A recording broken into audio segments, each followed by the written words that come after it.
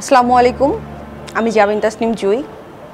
আমি ফিউচার দেশের সাথে 3 বছর ধরে অ্যাজ এ সিইও হিসেবে কর্মরত আছি। আমার বাড়ি উত্তরবঙ্গের জয়পুরহাট ডিস্ট্রিক্টের পাঁচবিবি থানায়।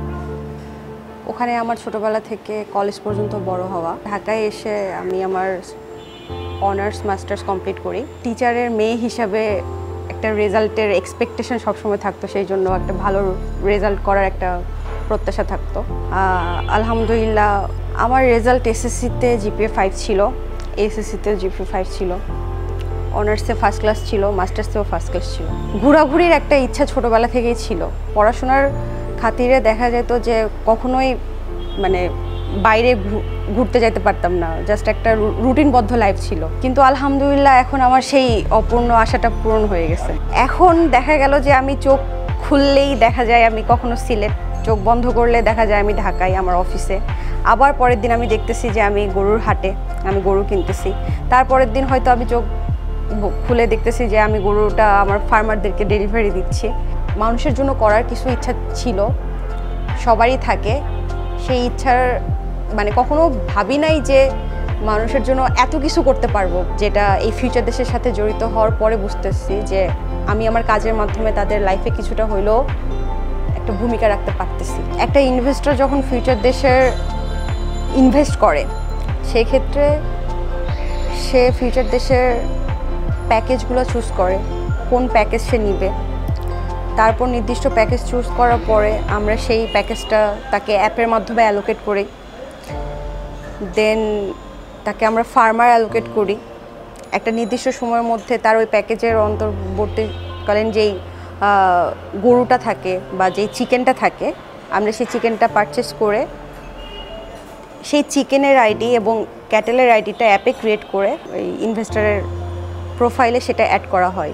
সেইভাবেই ইনভেস্টর তার ড্যাশবোর্ড থেকেই সে তার ফার্মারের ডিটেলস এবং সে কোথায় ইনভেস্ট করছে, তার ক্যাটেল এবং তার মুরগির ডিটেলস এবং আইডি সহকারে এবং রেগুলার আমাদের এফএসওরা যে সার্ভেটা করে সেই সব ডেটাটা আমাদের ইনভেস্টর দেখতে পারে। ফার্মারদের যখন সেই মানে প্রত্যাশা থাকে যে তারা একটা নির্দিষ্ট এই সময়ে গরুগুলা পালন করার পর একটা ভালো একটা ইনকাম তারা করতে পারবে বা ভালো একটা আয় তাদের হবে, ফিউচারদের সবসময় এরকম ইনভেস্টরই কামনা করে বা চায় তাদের পাশে, যে যারা শুধুমাত্র তাদের ইনকামটাকে একটা প্যাসিভ ইনকামের মাধ্যমে নিয়ে যাবে তা নয়, ওই ইনকামের মাধ্যমে যারা সোশ্যাল একটা ইম্প্যাক্ট পড়ে, তারা দুইজনই কোন চেঞ্জ মেকার, যেই চেঞ্জটাকে আমরা চাচ্ছি, ফিউচার দেশ চাচ্ছে সমাজের কল্যাণে, ফার্মারের কল্যাণে এবং মানুষের কল্যাণে, এবং সর্বোপরি একটা সাস্টেইনেবল ডেভেলপমেন্টের কারণে। ইনভেস্টর এবং ফার্মারের বহুত প্রেশারটা আমি ফিল করি।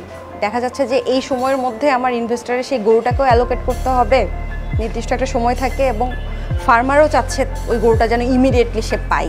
এমনও হয়েছে দেখা যায় যে অন্যবারের ক্ষেত্রে দেখা যায় যে ভোর হয় গরুগুলা যাইতে যাইতে মানে ক্লাস্টারে, যেহেতু আমরা এক অঞ্চল থেকে আরেক অঞ্চলে তাদেরকে ট্রান্সপোর্ট করি, তো ওই ভোর পর্যন্ত আমার ফার্মাররাও অপেক্ষা করে থাকে ওই গরুগুলো নেওয়ার জন্য। তো এগুলো আসলে অনেক বেশি মোটিভেট করে যে না, এইসব মানুষের জন্য আসলে আমার কিছু করা উচিত। আমাদের ফাউন্ডার স্যার হচ্ছে আইডিয়া পাগল একটা মানুষ, উনি সবার আইডিয়াকেই অনেক বেশি গুরুত্ব সহকারে দেখে। এই জায়গায় সবাই সবার আইডিয়াগুলোকে কানেক্ট করতে পারবে, সবগুলাকে সোর্সের একটা কানেক্টেড জায়গা হচ্ছে এই ফিউচার দেশ। এই আইডিয়া হাবের মধ্যে কিন্তু আমার ফার্মারের আইডিয়াও কিন্তু আমি অ্যাড করতে পারি।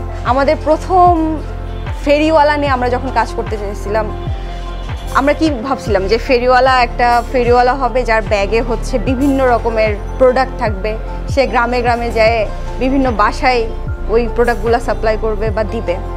এখন কিন্তু আমরা ফেরিওয়ালারই একটা মডার্ন ভার্সন করতেছি, কিন্তু আমরা গ্রামে গ্রামে আমরা হুইল চেয়ারদেরকে আমরা যেই একটা ফিউচার দেশকো বলে আমরা হচ্ছে যেই একটা রিটেল শপ যে আমরা ব্যবস্থা করে দিচ্ছি, ওইটাই কিন্তু ফেরিওয়ালার আপডেটেড ভার্সন। আমরা এখন স্বপ্ন দেখি অনেক, আমরা আস্তে আস্তে আমাদের সেই স্বপ্নের দিকে আগাচ্ছি। এই জন্য আমি আমার ইনভেস্টরদেরকে অনেক বেশি কৃতজ্ঞতা জানাই যে তারা ফিউচার দেশের উপরে সেই আত্মবিশ্বাসটা নিয়ে, সেই ভরসা নিয়ে তারা আমাদের পাশে এসে দাঁড়াইছে, এবং নট অনলি আমাদের পাশে এসে দাঁড়াইছে, তারা সেই ফার্মারদের পাশে এসে দাঁড়াইছে যারা সেই স্বপ্ন দেখে মাটি থেকে আকাশে উড়ার, সি টু দ্য স্কাই।